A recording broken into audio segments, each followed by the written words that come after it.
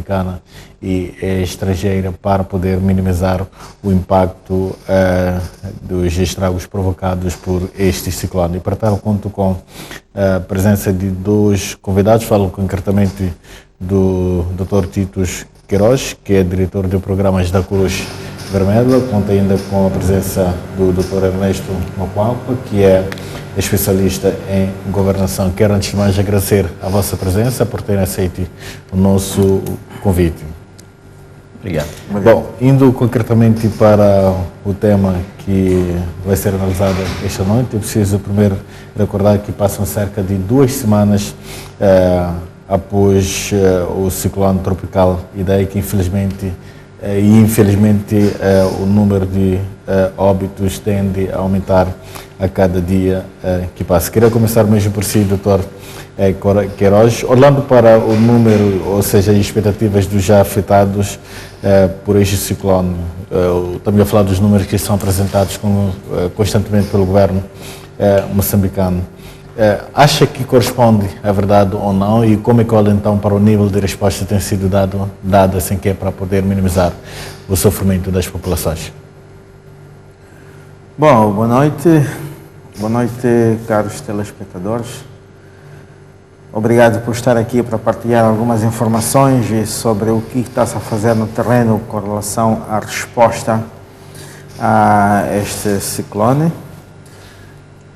Os meus sentimentos das pessoas que estão a sofrer nesta altura e que precisam de apoio. Indo concretamente ao que perguntou, eu vou responder que sim, os dados correspondem à verdade, porque são dados que são obtidos a partir de uma vasta gama de especialistas na área e coordenados pelo Instituto Nacional de Gestão de Calamidades. Nós, como a Cruz Vermelha, fazemos parte desta organização e que fazemos também a nossa parte com os especialistas que nós temos no terreno. De referir que não são dados isolados, são dados coordenados. Como disse, são várias organizações humanitárias que trabalham na beira, várias organizações que têm os seus especialistas que, através de seus meios, eles vão recolhendo as informações. E são essas informações que são partilhadas ao nível do COI, que é um organismo de coordenação, e que depois são validados e espalhados para o mundo fora. Felizmente, já começamos com as respostas ao nível do terreno. Não quer isso dizer que a fase do resgate terminou, não. Porque existem zonas de difícil acesso onde é preciso meios especializados para resgatar as pessoas. Este trabalho está a continuar, mas paralelamente, como temos ao nível das cidades, estou a falar da Beira, de Dondo, estou a falar de Nhamatanda, estou a falar na província de Manica, já centros de acomodação onde as pessoas já estão organizadas e estão à espera de apoios. Portanto, já está-se a responder. Está-se a responder em termos de provisão de abrigo, provisão de água e provisão de comida. E tudo isso para minimizar o sofrimento das pessoas que estão nesses centros. Portanto, de uma forma geral, já estamos a responder nesses centros para minimizar o sofrimento das pessoas afetadas. E olhando para o nível de resposta que é dada até este momento, acha que os recursos que são necessários para dar essa resposta já são suficientes ou ainda precisamos de um pouco mais? Ainda que os dados não sejam definitivos, os dados que são apresentados então pelas nossas autoridades. Acha que já estamos completos, precisamos de um pouco mais? Como é que avalia então? Sim, não estamos completos, precisamos sempre mais, porque nós queremos cobrir a 100% tudo aquilo que foi prejuízo. Não vai ser possível, porque o impacto foi muito grande. Devemos referir também que nós tivemos uma limitação, porque, principalmente falando da Beira, a cidade foi devastada. Estamos a falar em cerca de 90% da cidade da Beira que foi atingida. E tivemos a complicação aliado a isso com o corte da estrada da N6 e os meios só podiam vir a partir do ar. E os meios aéreos são caros e, sendo assim, houve sempre limitações. Mas agora a estrada foi reaberta, felizmente a partir de domingo, com o anúncio oficial a partir de segunda-feira, e as ajudas estão a aparecer.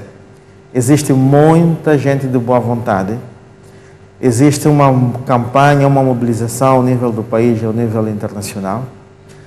É claro que até este momento todas as ajudas ainda não chegaram à Beira, mas estão a caminho.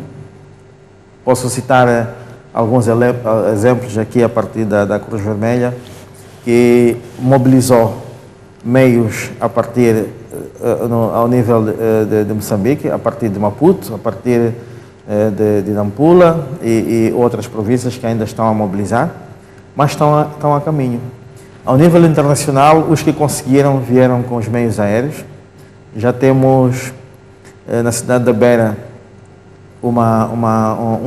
falamos do Hospital Campanha, onde os nossos irmãos de Portugal, que foram mobilizados através da Cruz Vermelha de Portugal, estão no terreno com uma equipe de médicos, uma equipe de fuzileiros e vários víveres para apoiar essas vítimas.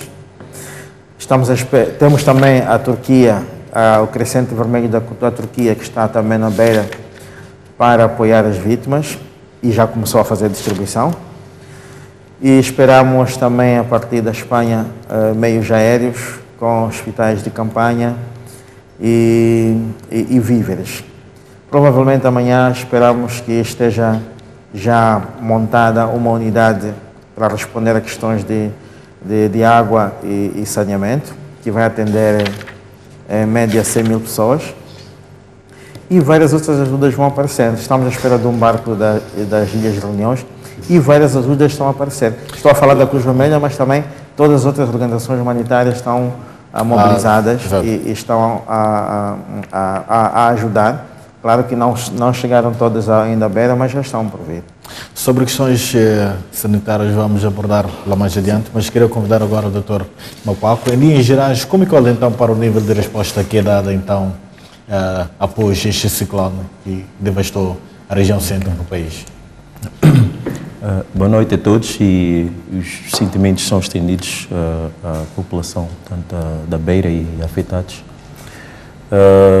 Este episódio é um episódio que vai ter que colocar o país em profunda reformulação e reflexão da forma como, portanto, são geridas, portanto, estes cenários ligados à coisa pública e ao interesse público no geral, né? E sem querer repetir as palavras do meu colega de painel, não restam dúvidas, né, que, sob o ponto de vista do que é observável que pelos meios de comunicação, as campanhas de intervenção, portanto, estão em grande medida, incluindo o próprio esforço do governo, que foi apanhado em contrapé. Portanto, é notório de salutar em relação a isso. Uma campanha que vai se estendendo até, portanto, aos níveis. Hoje ouvi, por exemplo, o secretário-geral das Nações Unidas, que já inclusive falava de mobilização pessoal, portanto, de apoio internacional adicional para a situação, portanto, que eclodiu na Beira e as províncias limítrofes também. Isto é um ponto. Agora, este é o cenário ligado a uma primeira fase de intervenção, vendo as coisas sob o ponto de vista de gestão e de governação. Esta é uma primeira fase da abordagem do problema, portanto, salvar vidas, como a própria Cruz Vermelha e a ONGC, o governo tem estado a relatar, portanto, salvar vidas, resgatar, portanto pessoas em situação difícil, etc, etc. Portanto, esta é a primeira, e é uma fase mesmo emergencial, que inclusive a própria planificação desta fase emergencial vai acontecendo no terreno, ok? Por exemplo, se nós tivéssemos um contexto de identificação civil, um contexto geográfico, um contexto de gestão de pessoas, todo ele catalogado, eletronizado, nós saberíamos quem é que está em falta, ok?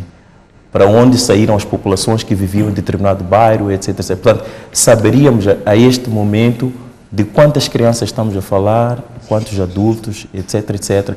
E isso permitiria, inclusive, um olhar sob o ponto de vista do direcionamento da própria ajuda, né? Este é um ponto.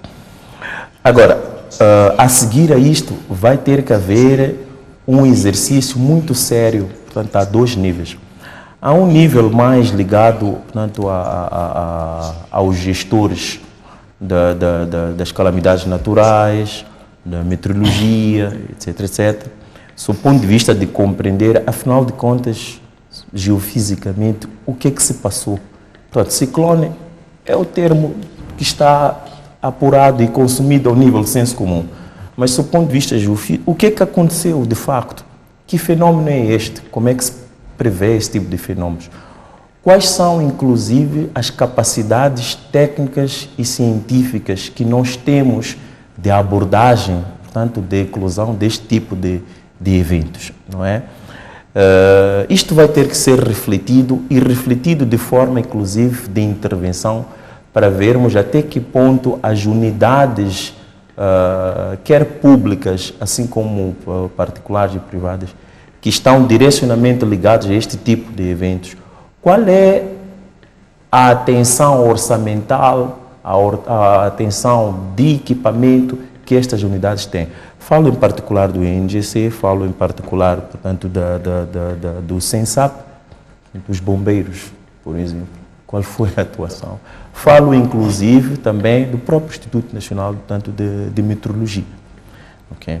Portanto, a seguir a isto, um ponto de reflexão que vai ter também que acontecer na própria governação é, inclusive, em termos de questões bem concretas. Por exemplo, Moçambique já vem discutindo um fundo soberano, okay? Mas vem discutindo um fundo soberano sem necessariamente uma pressão de uso deste fundo, portanto, para situações, portanto, de género. Então, como é que vamos daqui para frente ter que nos precaver sob o ponto de vista de reservas, okay, para este tipo de cenários? E um revés, desculpa, só para concluir esta primeira parte, um revés que não podemos esquecer é que o país é encontrado numa situação, portanto, financeira ou orçamental que está dependente de si próprio. Portanto, todo um contexto que propiciou a ajuda internacional que não vem sendo canalizada sob o ponto de vista dos modelos que vinha, apoio direto ao orçamento, etc, etc. E cá estamos nós. Não é por acaso que, por exemplo, a primeira abordagem da União Europeia foi uma disponibilização irrisória de 200 mil euros. Quer dizer, ou não se tinha a dimensão de que é que está-se a falar, real, o que duvido, exato, ou de facto é nesta relutância. Este é o... não sei. Okay? Ok, nós vamos voltar então para analisar o nível de apoio que é prestado pelas várias pessoas e as várias nações em todo o mundo. Queria convidar agora os telespectadores para acompanhar uma peça de reportagem que ilustra os apoios que vêm chegando no nosso país para as vítimas do ciclone Idai. Chegou na noite desta segunda-feira, por volta das 20 horas, um navio contendo vários produtos alimentares, entre outros, que serão usados para apoiar as vítimas do ciclone Idai aqui na cidade da Beira. Logo que o navio atracou no porto da Beira, a operação de descarregamento iniciou imediatamente, pois as autoridades portuárias já vinham preparados para esta operação. Vamos ouvir os autores desta doação e as palavras que eles deixam em relação a esta iniciativa. É indescritível a alegria nossa. Sabemos que é pouco, não é suficiente, mas que foi feito com muito amor com muita dedicação. Esperemos que transmitir esse calor vindo de Maputo, todos os cidadãos de Maputo, nacionais, estrangeiros, esperemos que esse calor chegue como um gesto simbólico, porque acreditamos que as necessidades são muito maiores do que a gente conseguiu reunir em tão pouco tempo. As mais de 1.400 toneladas de produtos diversos transportados por este navio de Maputo para Beira, ofertadas por cidadãos anónimos, nacionais e estrangeiros, partiu de uma iniciativa de um grupo de cidadãos nacionais que chamou o mesmo de Movimento Unidos pela Beira, criado para apoiar as vítimas do ciclone Idai. Eu nunca pensei, nunca imaginei que de uma coisa tão pequenina pudesse nascer um movimento tão grande e tão importante para o país. Portanto, já nem deveria ser Unidos pela Beira, porque não faz sentido, e eu até diria que o movimento deveria se chamar Unidos por Moçambique. Nós juntos podemos fazer muito. A sociedade civil neste país tem uma importância vital e é por isso que o Instituto Nacional de Gestão e Calamidades percebeu da importância do movimento da sociedade civil e está conosco e estamos a trabalhar juntos.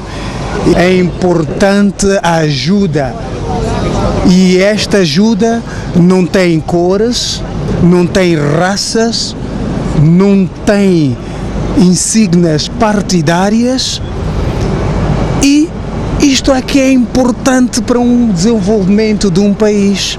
No mesmo navio, seguiram outros bens e equipamentos de diversas empresas públicas e privadas, visando o restabelecimento seguro das comunicações e reposição da corrente elétrica na Beira.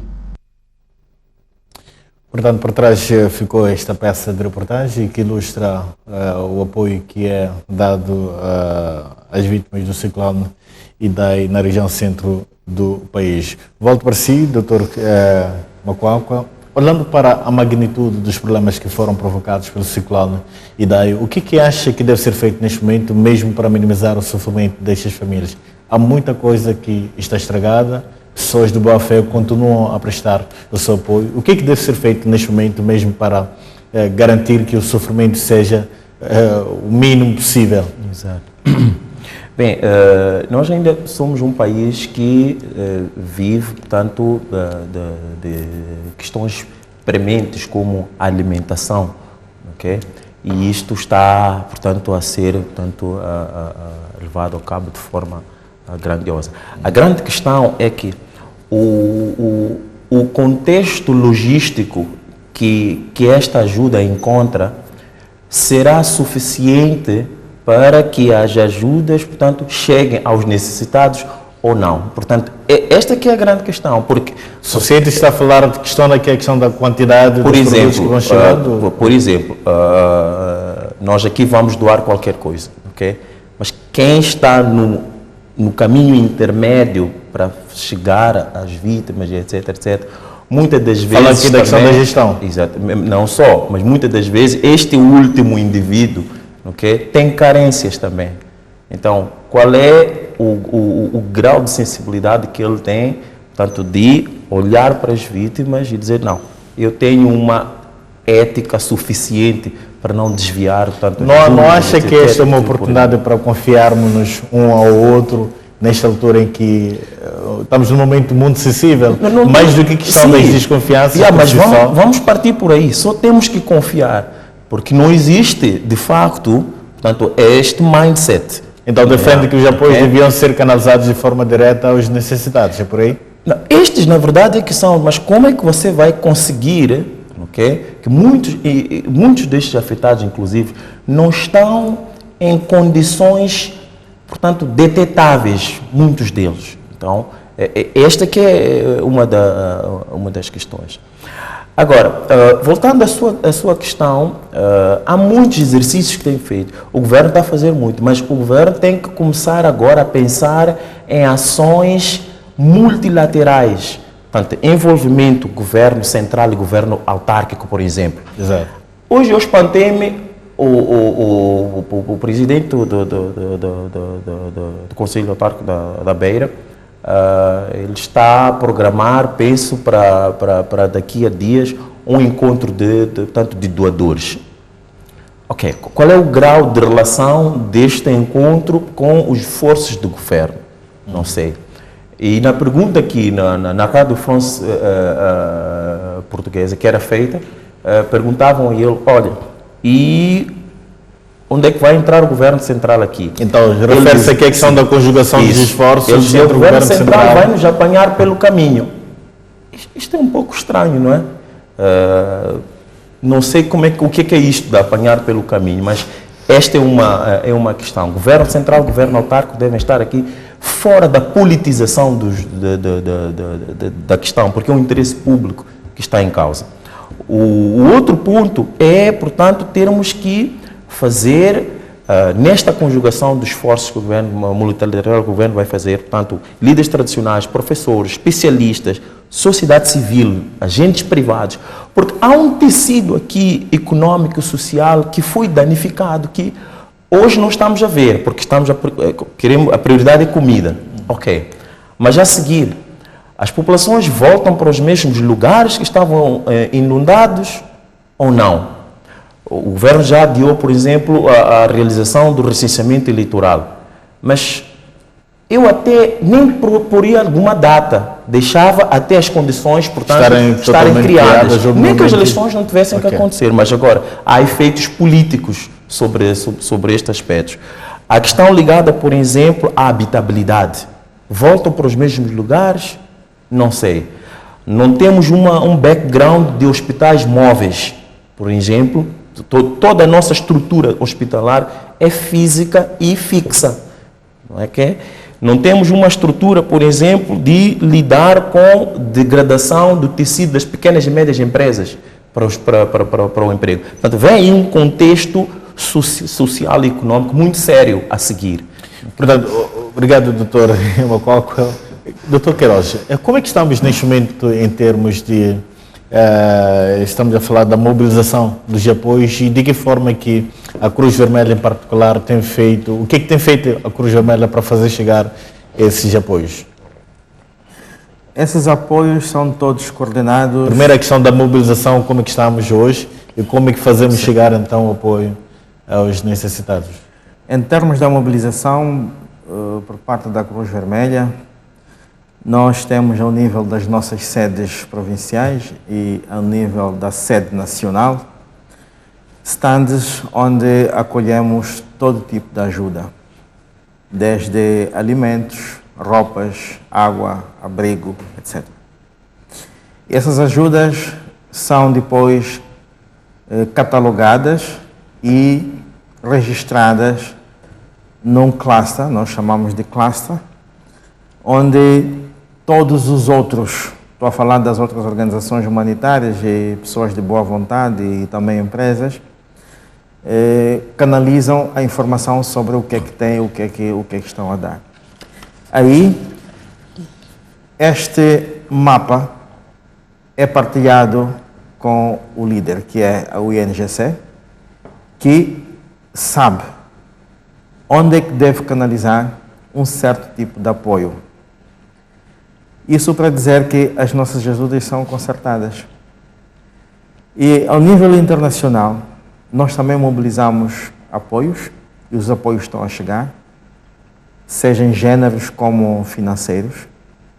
Esses apoios são declarados e canalizados, alguns, às instituições do governo, e outros nós temos em nossas contas valores, mas também que são declaradas, que por acordos com os doadores fazemos compra de víveres ou fazemos apoios a operações. Portanto, todas essas ajudas estão asseguradas a responsabilização de quem canaliza, está acautelada também que tudo o que nós recolhemos chegue ao destinatário. Haverá aqui algum mecanismo criado localmente para garantir que realmente as ajudas cheguem? Sim, Nós temos uma este estratégia mecanismo, local? nós trabalhamos com voluntários. E os voluntários são treinados, não são pessoas apanhadas à rua. Mesmo que um voluntário se filie hoje, ele é imposto a conhecer as regras básicas do voluntariado, a conhecer o sentido de responsabilidade e a consideração pela pessoa humana. Então, este voluntário, como estava a dizer aqui meu colega ao lado, é quem recebe os apoios e canaliza aos afetados. Não só ele faz esse trabalho de canalizar os afetados, mas também faz um trabalho de preparação, de ajuda psicológica a esta pessoa afetada, porque ela precisa, porque ela sofreu. Não só ela perdeu os bens, mas está moralmente muito afetada.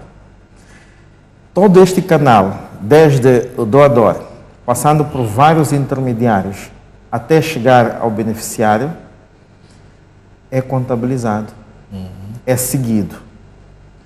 Felizmente, nós temos apoios internacionais, que não só em termos de ajuda, mas também em termos de capacidade, que fazem treinamentos a diversos níveis, porque quando estas pessoas se forem, naturalmente que vai deixar uma capacidade.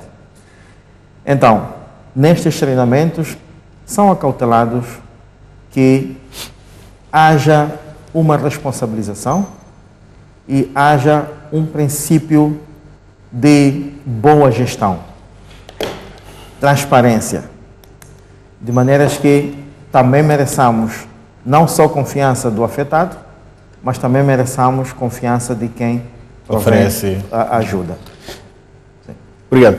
Doutor Macuauca, existem muitas crianças neste momento que infelizmente perderam os seus familiares, estamos a falar de pais, irmãos e não só. O que acha que deve ser feito para garantir que essas crianças sintam-se parte desta mesma sociedade neste momento? Exato. Uma das coisas que eu dizia no início é que um dos grandes TPCs de gestão efetiva que o governo vai ter está ao nível da educação, do setor da educação, saúde já sabemos, e também da ação social. Okay? Se em condições normais temos às vezes ou assistimos a dificuldades de identificar crianças órfãs, já há também no país uma outra pessoa que existe, que é a pessoa de crianças chefes de família. São aquelas crianças que perderam os seus pais e vão cuidando, portanto, dos seus irmãos mais novos, etc, etc. Portanto, hoje, com este cenário, a ação social vai ter que se ver na necessidade não só de prover sustento, portanto, econômico familiar para este conjunto, portanto, de crianças, mas também como é que fica depois a relação com estas crianças com, portanto, o setor da educação. E, em particular, o setor de educação, eu acho que o setor de educação deve começar a merecer uma atenção especialíssima neste país, porque eu sinto que as estratégias de educação são mais de execução, não é? Não são estratégias, portanto, de longo prazo, portanto, 50 anos, você diz, mas qual é o tipo de cidadão que eu preciso ter ao formar, portanto, neste modelo ou neste sistema de educação? Por exemplo, se o INGC ou a Cruz Vermelha, etc., lança um alerta, ok? E o governo lançou um alerta sobre os pontos. Mas aquele alerta é para as pessoas fazerem o quê? É para ficar em casa? É para sair para a escola? É para ir para onde? Quais são os sinais que eu percebo de emergência pública? Currículo escolar tem que entrar aqui. Tem que falar sobre estas coisas. O que é que as pessoas fazem num contexto deste? Este foi um dos exemplos, mas podíamos estar a falar de situações sismográficas, por exemplo. O que é que se faz? Os currículos escolares têm que entrar aqui. Um contexto, portanto, que nós estamos, portanto, a produzir em condições edafoclimáticas específicas e de repente os terrenos estão daquela forma, os solos estão daquela forma. O que é que se faz depois com a agricultura e etc, etc. Portanto, mais do que para mim dizer que a agricultura é base de desenvolvimento, para mim a educação é que é a base de desenvolvimento. Porque é a educação que vai dizer como é que esta mesma agricultura deve ser feita. Está a perceber? Então, aqui há um desafio enorme sobre o capítulo, portanto, e não nos esqueçamos que a taxa de natalidade em Moçambique é elevada. Então, estamos a falar pelo menos de adolescentes e crianças, portanto, num número elevadíssimo aqui que vamos ter que gerir. Então, a grande questão é como é que você lida com esta camada, esta subcamada da população, do ponto de vista demográfico. Que programas você vai trazer? São programas de autoemprego? São programas de assistencialistas? O que é que vai ter que se fazer aqui? Sem esquecer que o próprio custo, portanto, orçamental, portanto, há aqui um custo macroeconômico muito sério que o país vai ter que levar nas costas. O déficit das contas correntes, a inflação, portanto, já começou a acontecer alguns fenómenos tendentes a isto no caso específico de Sofala. Então, neste contexto todo, como é que você organiza as coisas? E não vamos ter que imaginar muito, vai haver muito êxodo, okay? Sem dúvida, destas crianças, destes jovens, destes adolescentes para cidades ou províncias. Procurar melhores condições de vida, obviamente. Em relação a isso. Doutor Queiroz, é mais do que o setor da educação que foi feito referência aqui pelo doutor Macual, que falou um pouco do setor da educação, um pouco do setor agrícola. Temos também a parte da saúde. Sabe-se que algumas unidades sanitárias ficaram destruídas, todas elas, e sabemos também que a Cruz Vermelha presta assistência a pessoas que talvez tenham qualquer que seja o tipo de enfermidade, não só os primeiros socorros e não só. Qual é que tem sido, então, o nível de resposta para estas vítimas que precisam dessa assistência do lado do INGC e não só? Estamos a falar da questão de saúde, em particular, tendo em conta que é esse problema de unidades sanitárias. Sim, a rede, como sabe, a rede sanitária foi afetada. Numa primeira avaliação, foi a situação das pessoas que morreram por causa do ciclone e que haviam corpos na morgue que não podiam ser enterrados por causa dos solos que ainda estavam encharcados. E nós apoiamos com médicos legistas para dar um tratamento a esta situação na morgue do hospital. E também fizemos um assessment onde apuramos a necessidade de darmos o combustível para manter a rede de eletricidade funcional e, felizmente, a rede de energia pública a pouco já está sendo restabelecida e estes apoios também foram reduzidos. Mas temos um hospital que chamamos comumente de hospital de campanha, onde neste momento apoiamos as pessoas necessitadas, mas também está por vir mais 2 ou 3 hospitais de campanha, que é para suprir estas necessidades de falta de hospital nas zonas afetadas. Dizer que já existem doenças que estão inteiramente relacionadas com a situação que se vive na beira. Estou a falar de diarreias, estou a falar de filarioses e de outras doenças relacionadas. E o que tem sido feito então para poder responder? Para responder, nós fazemos já o encaminhamento destes casos que ocorrem tanto fora dos centros de acomodação como os que ocorrem dentro dos centros de acomodação. Os nossos voluntários, que são guiados por especialistas de saúde, reconhecem os sintomas de algumas doenças e referem aos postos de saúde que já existem. Também há uma mobilização de medicamentos essenciais para o combate destas doenças. E fazemos também campanhas de promoção de higiene para a mudança de comportamentos com relação ao que se vive em certos hábitos da beira. Faz-se também campanhas de promoção de saúde para que estas pessoas estejam prevenidas. Doutor Queiroz, de peço doenças. só Sim. alguns segundos. Tenho indicação de que temos o senhor Moyala, que nos fala a partir da província de Zambeze. Boa noite. Boa noite. Muito obrigado pela permissão. Eu queria falar de 3 assuntos. Sim, sim. O primeiro assunto, eu queria saber, houve uma ponte inaugurada com o presidente da República, parece que é em Poai, se não me esquece, por causa dessa coisa de cheia. Só que essa ponte não se onde para. Não era o tempo dessa ponte servir para a feira. Sabe que disse que é uma estrada que estava cortada? Esse é o primeiro assunto. O segundo assunto, eu queria falar dos pardos da Ematum. Aqueles pardos que andam aí. É que não era o tempo desses pardos irem salvar a vida na beira do que ficarem aí, apesar que não soubemos nada.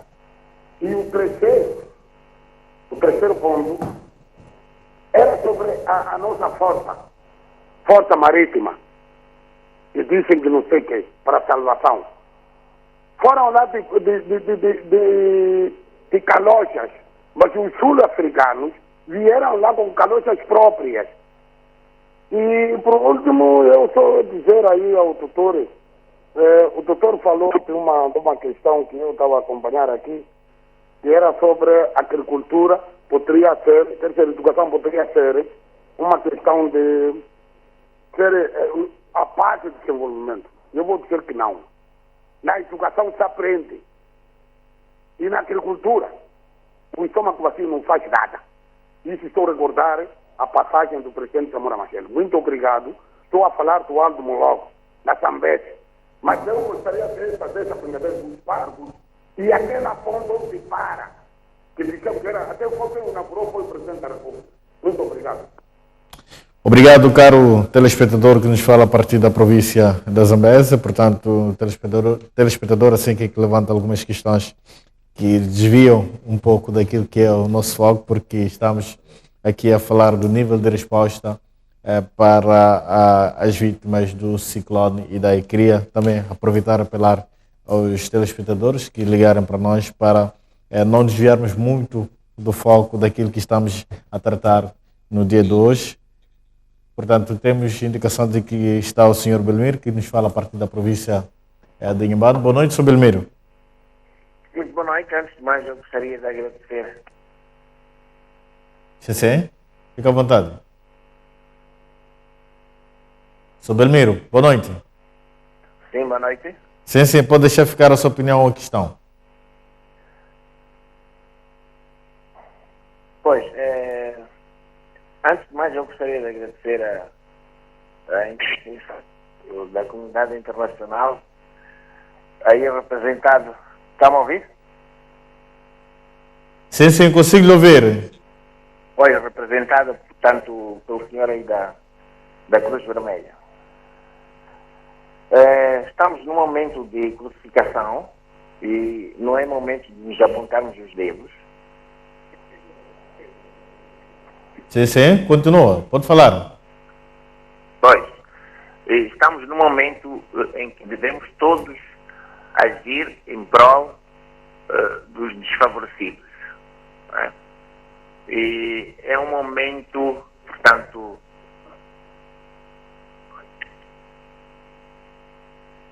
Pode falar, Sr. Belmiro, estamos a ouvir.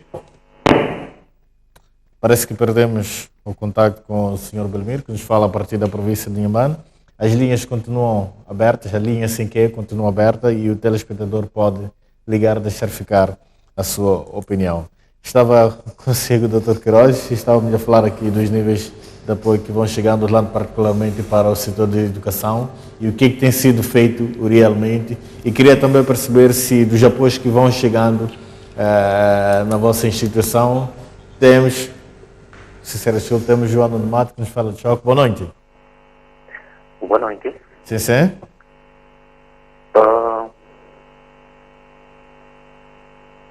Está sim, boa noite. Sim, estamos a ouvir, pode falar. Exato.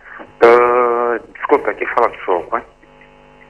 Primeiro queria me solidarizar com as vítimas do ciclone Idai. Exato. Eu dizia que queria primeiro solidarizar-me com as vítimas do ciclone Idai. Sim, sim. E também tocar num aspecto muito importante que o Dr. Marco Aqua esteve a frisar, quando lhe colocavam a questão relativa às instituições do governo, sobre a sua intervenção em camadas mais ou menos relativas, muito em particular, para a educação. Pois bem, mais do que isto, em que a educação seja particular, mas tem que acontecer também outro assunto que tem que vir a despertar muita atenção do governo, sobretudo em outras instituições do governo.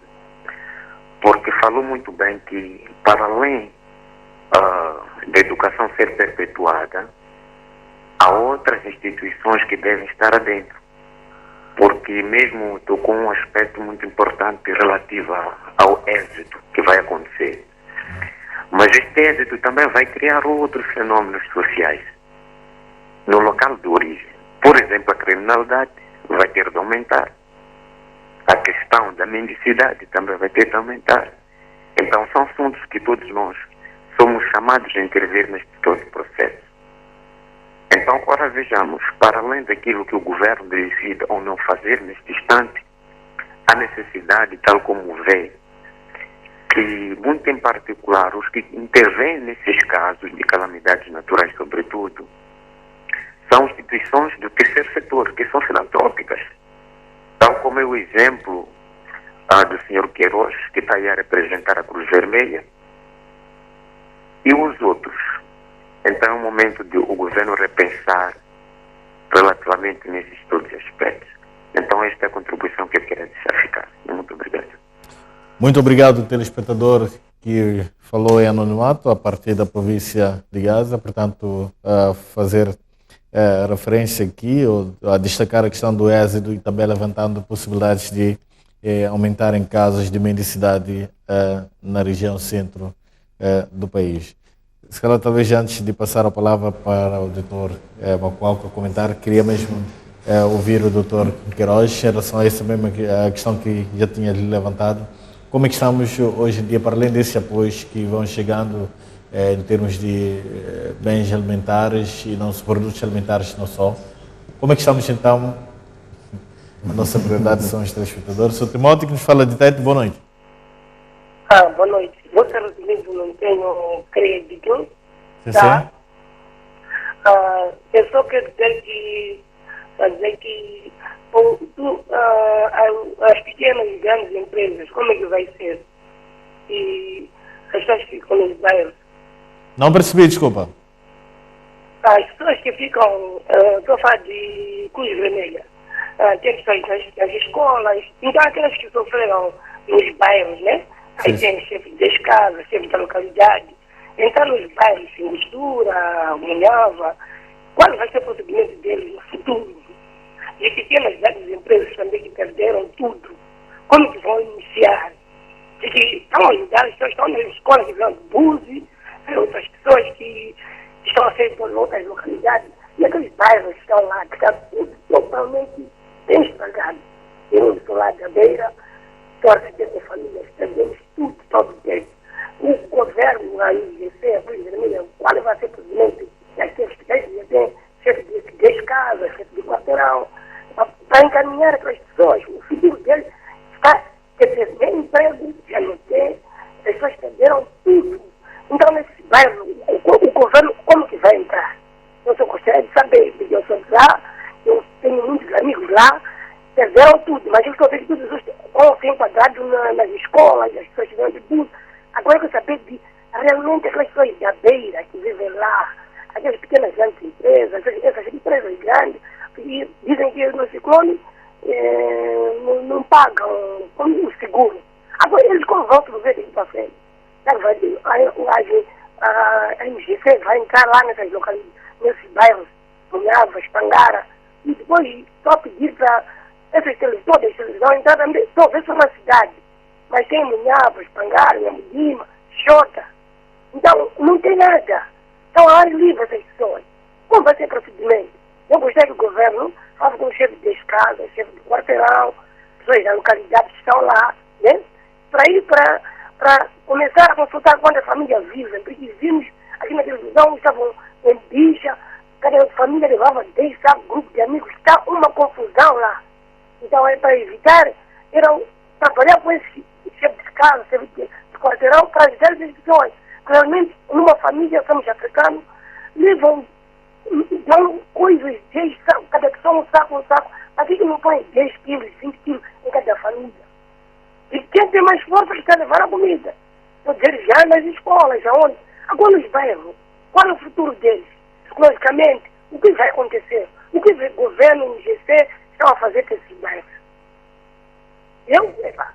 Só peço ao governo, o MGC Cruz Vermelha, que vão lá, falar com o chefe de casa, chefe de quarteirão, tem Xingutura, tem Munhava, tem Nhambudima, para ajudar. Essas pessoas também precisam de alimentos, não tem nada.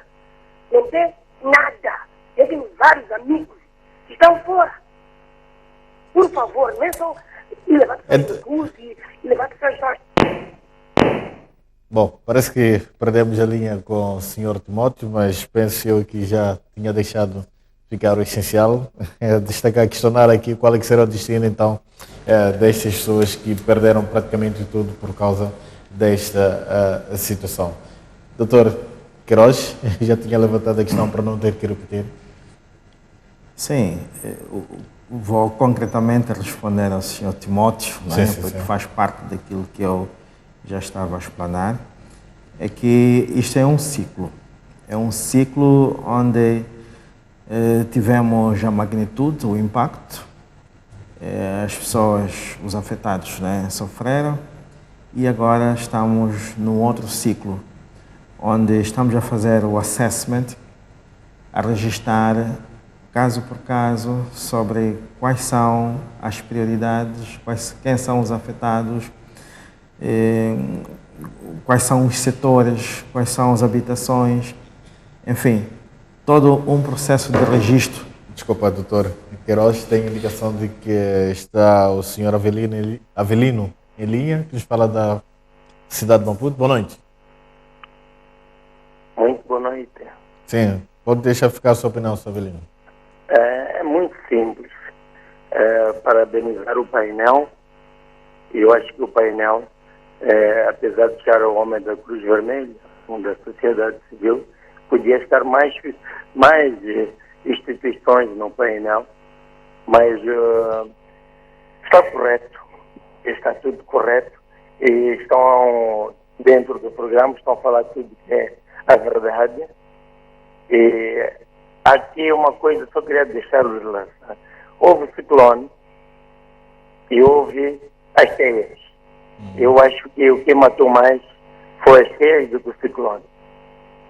E é um caso para pensar futuramente para várias situações, e deixo esse debate em aberto. Mas está tudo correto, está tudo concreto, e estou satisfeito, e parabenizar o painel, né? É tudo? É a minha opinião, é tudo, e muito obrigado. Obrigado, senhor Avelino, que nos fala a partir da capital do país. Para resumir, de fato, os telespectadores agora são a prioridade. Exato. Bom, é um ciclo. Houve o impacto foi grande. E antes do telespectador que acaba de falar, o outro referiu que temos muitas pessoas, temos famílias, temos pessoas que perderam completamente tudo. Então, estamos numa fase de registro de toda esta situação. É por isso que nós temos, em coordenação com o INGC, os centros de acomodação. Não é que toda a gente que está lá vai ficar lá para sempre. Pouco a pouco, quando a situação melhorar e quando os meios também forem disponíveis, e vamos atender caso por caso, não é? E as famílias voltarão ao normal. Leva o seu tempo. Não é só o INGC, não é a Cruz Vermelha, não são organizações que estão a prestar apoio que vai recuperar completamente as famílias. Acompanhei Sua Excelência o Presidente da República falar de um seguro. Não sei se estou a falar em terminologia própria, mas um seguro de desastres. Nós não temos. O Dr. Macoco indiretamente abordou este assunto. Nós podíamos ter este seguro de desastre, nesta altura acionávamos, e estas pessoas que sofreram, que perderam todos os seus bens, podiam ativar o seguro e para depois recuperarem convenientemente. Então, várias ações vão ser feitas ao nível das zonas afetadas, e vários intervenientes, cada um com a sua especialidade, vai estar mais próximo das pessoas afetadas para recuperar essas pessoas, não em termos de meios só, mas também psicologicamente. Vamos ter que juntar as famílias, não é? Vamos apoiar neste sentido. Existem formas de como fazer isso, segundo os especialistas. Os que perderam seus entes queridos, os que perderam pais, os que perderam os filhos, as pessoas especializadas vão tomar em conta para dar conforto a estas famílias e tentar ajudar. Não vamos pensar que aquele que perdeu uma barraca, por exemplo, o governo vai lhe dar outra barraca. Não, não é bem assim. Não é bem assim. Então, vai ser esforços conjugados para que recuperamos aquela pessoa. Também ouvi um telespectador a dar algumas propostas. É que temos todos que trabalhar. Esta foi uma calamidade, a magnitude do impacto superou as nossas expectativas, então nós todos temos que trabalhar, temos que corresponder. Os especialistas, quando vierem, nós temos que ouvir os seus conselhos para depois implementarmos. Então, é todo um conjunto, não é? O tecido social foi afetado. E se formos a ver, ouvi também uma intervenção do movimento Juntos pela Beira, que este movimento não é só pela Beira, é um movimento por Moçambique todo. O estado de emergência, o luto foi para Moçambique todo, não só foi para as províncias do centro. Então, temos que nos mobilizar, temos que, não diria esquecer, mas aquilo que muitos dizem, né, na gíria, pegar a bola para frente, não é? Vamos esquecer, né, entre aspas, o que aconteceu, porque não vamos recuperar, mas vamos pensar no futuro. Vamos reconstruir. E ao reconstruir, como disse aqui o Dr. Macoco, temos que ter em conta que tivemos uma lição. Não é? Esta foi uma catástrofe, mas temos uma lição. Alguns exemplos nós temos que colher, que é para futuramente sabermos onde é que vamos construir a nossa casa, onde é que vamos praticar a nossa agricultura, temos que deixar de cortar os mangais. São vários aspectos que nós temos que ter em conta nesta fase de reconstrução. Bom, peço mais um segundo. Tenho indicação de que temos o Sr. Francisco, a partir da cidade da Beira. Boa noite, Sr. Francisco. Sim, boa noite. Sim. Sim, primeiro agradecer ao painel pelo tema, né? E também dizer que aqui na Beira, falo direto da Beira, dizer que aqui na Beira tivemos muitos danos. Sim, sabemos que são calamidades, né? Ninguém trava, são fenômenos naturais. Mas sim, tiveram muita gente que sofreu e perdeu muita coisa. Vidas humanas foram perdidas. Mas também estamos a ver aí as mobilizações de ajuda, apoio para o país, né? Sim, mas eu também acreditaria que o governo ajudasse também, passasse aos bairros da cidade e ver o estrago que o ciclone fez. O ciclone não só afetou o distrito de Buzi, como todos Buzi e Matanda, porque também tivemos muitas perdas, muitos irmãos perderam os seus entes queridos. Mas também gostaria que passassem da cidade e vissem como ficou a cidade. Muitas casas desabaram e muitas famílias ficaram ao relento. Logo, gostaríamos que o governo também visse esta parte, né? Não só a outra parte das perdas. Então, e também agradecer à Cruz Vermelha e a todo o pessoal da saúde pela cobertura que estão a fazer. Podemos ver aí os noticiários que estão a todo gás e a todo vapor para poder ajudar esse nosso belo Moçambique. Era só isto. Muito obrigado. Obrigado, Sr. Francisco, que nos fala a partir da cidade da Beira, esta que é uma das cidades mais afetadas com esta intempérie. Continuando, doutor Queiroz. Sim, eu fico feliz com as palavras do último telespectador, o Sr. Francisco, e está a falar a partir da Beira. Exato. Pouco a pouco a Beira está a ter sinal de telefonia móvel e provavelmente ele esteja a ver agora. Já é um bom sinal. Já é um bom sinal. Está a assistir, já consegue comunicar conosco. Sim, há uma semana era impossível, era difícil, era impossível. Então, vamos ter esta recuperação pouco a pouco. Temos mais um telespectador a partir da cidade da Beira, uma vez mais. Boa noite, senhora Nádia. Boa noite. Sim, sim.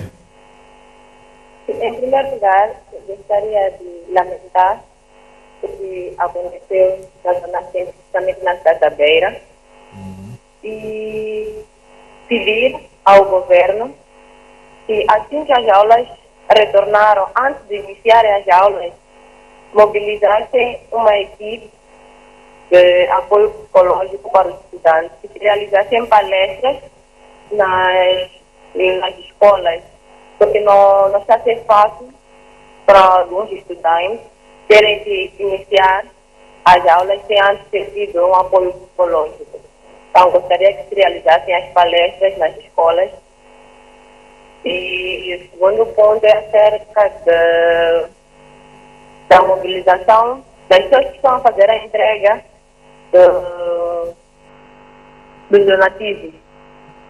Tem escutado em certas zonas e as mesmas pessoas que estão a fazer são também pessoas que tiveram danos e que primeiro pensam em se beneficiar, depois é que pensam nos outros e acabam não dando, não fazendo chegar como deve ser os produtos. Então, acho que deveriam, no meio de cada grupo, ter outras pessoas de fora que pudessem testemunhar que realmente os donativos estivessem a chegar como deve ser. E senhora Nádia? Sim. Em termos de aulas, arrancaram ontem ou não? Arrancaram ontem, mas, por exemplo, na minha faculdade, na minha sala, ontem não conseguimos ter aulas e hoje estiveram na sala de aulas 10 pessoas, 10 estudantes. E em termos de comunicação, já há algum sinal, há bons sinais neste caso? Sim, mas por falta de energia, ainda não conseguimos nos comunicar com alguns colegas porque andam com os telefones ligados, então não sabemos o paradeiro de muitos colegas. Mas há bons sinais de mudanças, olhando para os estragos que foram provocados pelo IDAI? Sim, há. Ok. Mais alguma coisa, senhora Nádia? É tudo, muito obrigada. Muito obrigado pela sua ligação. Mais um telespectador que nos fala a partir da Beira, apelando aqui para que haja um apoio psicológico para os estudantes. Penso eu que é um pedido justo e acho que deveria ser assim, olhando para o impacto dos estragos provocados. Acredito que muitos estudantes já não estão na Beira, porque existem muitas faculdades e muitas universidades que acolhem estudantes de diversas partes do país e por aquilo que aconteceu, quem tivesse meios, naturalmente que já tenha saído. Então vai precisar de fato de um apoio, de um apelo para que eles voltem às aulas. E foi muito bem dito pela telespectadora Nádia que palestras antes do início das aulas de sensibilização, de consciencialização, de explicação sobre o fenômeno e sobre que efetivamente aconteceu, porque muita gente foi pego de surpresa. Pois, embora houvessem avisos, mas pela magnitude ninguém contava. Mas também é preciso perceber que o aviso não basta por si só. Vocês têm que perceber o que é esse ciclone tropical. E estes estudantes devem estar nas suas casas, em diversas partes do país. Os pais também sofreram. Eu pessoalmente sofri, né? Todos nós sofremos, e então fica difícil voltar assim do nada. Parece que pelas imagens existe uma assombração que faz com que você, no subconsciente, apareçam aquelas imagens todas do que foram os efeitos do ciclone. Isto tem que ser corrigido por psicólogos, por pessoas experientes, especialistas, para explicar que é um fenômeno, aconteceu e temos que olhar para frente. A escola não deve parar. Esteve aqui o Tomás Coca a falar sobre a importância da educação e, se calhar, virá a ser temas de defesa, de licenciatura, de mestrado, o fenômeno que aconteceu. Então nós temos que, não só sobre o fenômeno, mas também sobre o impacto. Entram várias disciplinas, várias áreas, sociologia, psicologia, física, química, etc. Então, os alunos, os estudantes têm que voltar. Doutor Macoco, esta é uma emergência já mais vista na nossa história e sabemos muito bem que Moçambique não tem uma grande experiência para gerir a complexidade deste tipo de emergência. Precisaríamos, neste momento, de uma ajuda externa. Estamos a falar de outras nações para gerir este processo todo. Estamos agora nesta fase depois ciclone Idai. Não, sem dúvida, isso é indiscutível. Só numa componente bastante tecnicista da coisa, que é a identificação, portanto, de corpos em estado avançado de degradação, portanto, de putrificação. Portanto, isso já requer, portanto, análises científicas que não são necessariamente do nosso gabarito, não é? Seja por via de ADN, a partir de massas ósseas das pessoas, etc. Portanto, as pessoas precisam dos seus cadáveres, até por uma questão cultural. Os cadáveres, portanto, são e esta tem sido uma das reclamações. Esta é uma das grandes, pessoas, exatamente, das pessoas. Mas, sendo realista, vão ver uma cifra de desaparecidos para todo sempre, okay? Alguns já vão começando a aparecer, é verdade, mas este é um lado. Não sou técnico dessa área. A questão da ajuda é necessária também, porque uma vez que eu falava no início que nós vamos ter efeitos macroeconômicos muito sérios aqui. O próprio déficit da conta corrente do Estado vai se ressentir em relação a isto. E o Estado tem um grande evento, portanto, para outubro, que ainda está em déficit, são as eleições. As eleições gerais. Então, aqui há este novo figurino que entra. Exatamente, não é? Isto é só para dar alguns pequenos exemplos de que a ajuda vai ter que ser necessária. Mas para mim é que, mais do que a ajuda, é preciso uma estrutura de base logística muito séria, no sentido de pôr aquela ajuda que está a aparecer, portanto, vai para determinado tipo de gente que está localizado em tipo sítio X, com este tipo de necessidades. Portanto, este baseline, não há tempo hoje para fazer, porque a situação é de tão emergencial que não é possível estar aí. Mas isto vai ter que ser necessário. E vai ter que ser necessário também enquadrar estes pelouros no job description do próprio NGC, inclusive. O NGC já vai deixar de ser, ou penso eu que devia deixar de ser, aquela instituição de atuação de emergências. Exatamente. Aconteceu, exatamente. Uma coisa tão simples que, ao nível intersetorial, por exemplo, a ligação, a ação social, INGC, meteorologia, isto tem que estar muito, muito óbvio, Porque o INGC não pode ouvir do Instituto Nacional de Meteorologia como ouve o cidadão comum. Okay? Portanto, isto tem que ser, portanto... Tem que fluir mais a comunicação. Exatamente.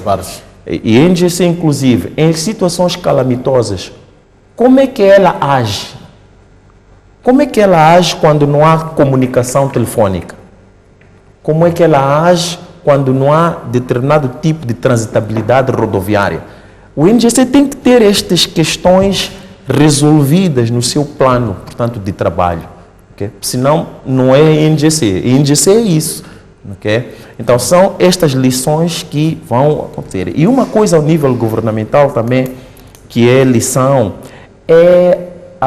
já que estamos a falar, portanto, de pacotes ligados à legislação sobre descentralização, a centralização tem muitos custos, porque há ações de terreno e localizados que estão à espera de poder decisório central, mas que se tivessem este poder de tomada de decisório a nível local, já teriam a acontecer, portanto, isto parece brincadeira, parece teórico, mas no dia a dia é muito complicado. Por exemplo, só a própria questão de decidir qual é a prioridade, barcos ou a rodovia da ENCs. Só isto.